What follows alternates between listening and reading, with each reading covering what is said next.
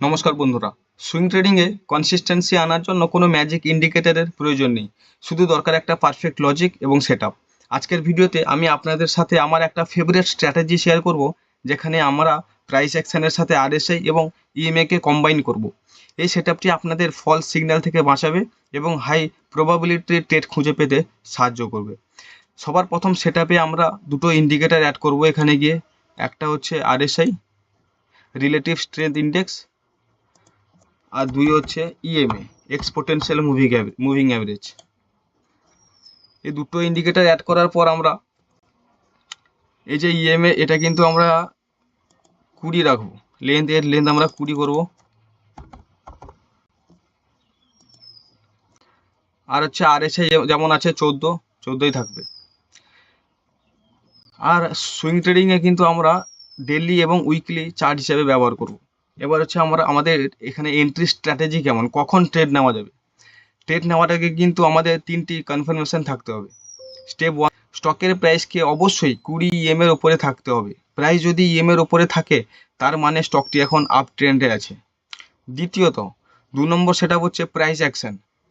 প্রাইসকে কোনো একটা ভালো সাপোর্ট লেভেল বা ট্রেন্ড লাইনের কাছে থাকতে হবে। প্রাইসকে কোনো একটা ভালো সাপোর্ট বা ট্রেন্ড লাইনের কাছে থাকতে হবে, বা একটা কোনো বুলিশ ক্যান্ডেলস্টিক প্যাটার্ন, যেমন হ্যামার বা বুলিশ ইনগুলফিং। এটা হচ্ছে কিন্তু বুলিশ ইনগুলফিং প্যাটার্ন তৈরি করেছে। 3 নম্বর সেটা হচ্ছে আরএসআই। আরএসআইকে কিন্তু 40 থেকে 60-এর মধ্যে থাকতে হবে এবং উপরের দিকে মুখ করে থাকতে হবে। এখানে কিন্তু আরএসআই 40 থেকে 60-এর মধ্যে আছে, আর উপরের দিকে মুখ করেও আছে।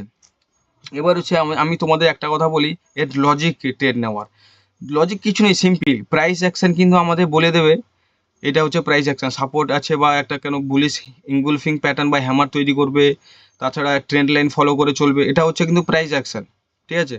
তো প্রাইস অ্যাকশন আমাদের বলে দেয় কোথায় এন্ট্রি নিতে হবে, আর ইএমএ আমাদের বলে দেয় ট্রেন্ড এখন কোন দিকে, আপ ট্রেন্ড না ডাউন ট্রেন্ড।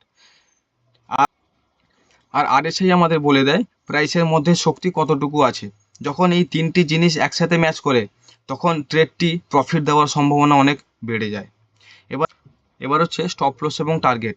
আমরা এন্ট্রি কোথায় নেব, স্টপ লস কোথায় রাখবো, আর টার্গেট কোথায়। দেখো, আমরা এখানে কিন্তু 3টি কনফার্মেশন পেয়ে গেছি আমরা। একটা হচ্ছে স্টকের প্রাইস কিন্তু 20 EM এর উপরে আছে এবং আপ ট্রেন্ডে আছে, আর প্রাইস অ্যাকশন বলছে সাপোর্ট লেভেল থেকে কিন্তু একটা বুলিশ ইনগুলফিং প্যাটার্ন তৈরি করেছে এই ক্যান্ডেলটা।